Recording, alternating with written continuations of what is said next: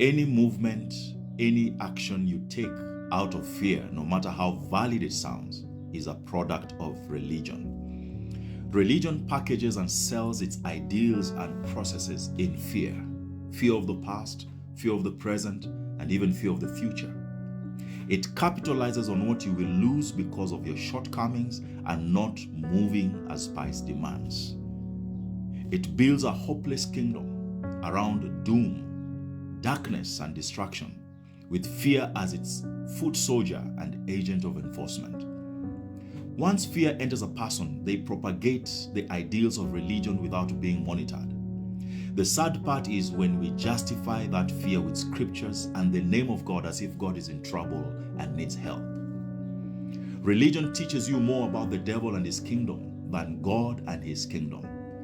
Someone ends up having more knowledge of the operations and dynamics of the kingdom of darkness rather than the power and provisions of the kingdom of God. Religion is reactive and never proactive. It centers its theology on what to break rather than what to build. It makes you more versed with the dynamics of curses, altars, and witchcraft, but has little to zero knowledge of the goodness and the blessings of God. In other words, it's more destructive than constructive. It prides itself in what it has brought down rather than what it has brought up. In Matthew 16, Jesus said, He will build his church and the gates of hell will not prevail against it. And that's what our focus should be. Religion addresses darkness rather than introduce light. In Genesis 1 verse 2 to 3, when darkness covered the face of the deep, God said, "Let there be light," and there was light. He didn't address the darkness. Every subsequent thing he spoke was, "Let there be," meaning he was building.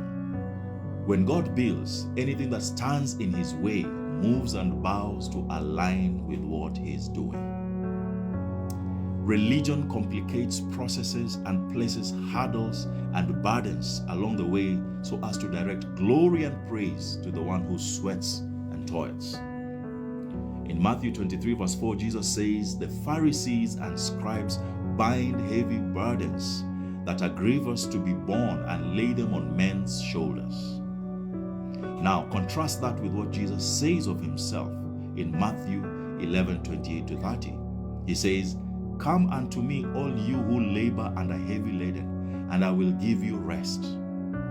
Take my yoke upon you and learn from me, for I am gentle and humble in heart, and you will find rest for your souls. For my yoke is easy and my burden is light." That's what our focus should be, to follow what Christ teaches. And that's what brings us to life and freedom. May you find life, may you find freedom in what Christ teaches.